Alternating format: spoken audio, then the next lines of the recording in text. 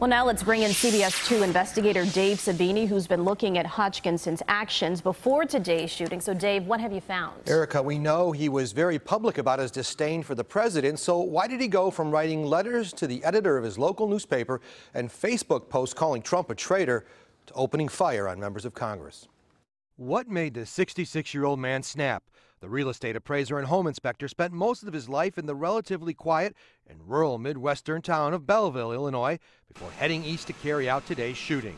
A check on his background shows the politically vocal man was experiencing changes in his life. In November of last year, his home inspection's license expired. Then, 4 months later, in March of 2017, police respond to a report that 50 shots have been fired near a residential area. I said, stop that shooting. I said, there's houses over there and there's kids around. And I don't think that I was loud enough that he heard me, or if he heard me, he ignored me.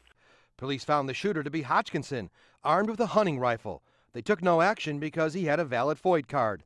But Hodgkinson's past shows he had allegedly snapped before. The St. Clair County court system shows he was cited with a 2006 domestic battery, which included aggravated discharge of a firearm. According to the complaint, Hodgkinson had fired a shot outside a home and punched his daughter in the face.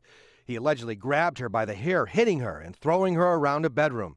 Had he been convicted in that domestic battery case, he would have lost his right to ever legally own a firearm, but the charges were dropped. The ATF is now tracking the history of the weapons used today.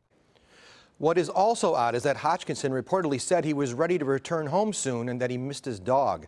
It is being reported that Hodgkinson had called his own local congressman at least 10 times in the last year, but that congressman said Hodgkinson's tone never crossed the line. He was angry, but never threatening. Eric and Rob. And so the family can't explain why he was just gone for 2 months, right? You said he left in April. It's a mystery, right? How does he disappear for 2 months? Right. Not a red flag? Yeah. And I know we can't get inside of his head, but this idea that he was writing or saying that he'd return home, did he think that he would get out of this alive? We don't know. Yeah. You know, he just said he missed home and he wanted to come back. Right. Okay. Thank you, Dave.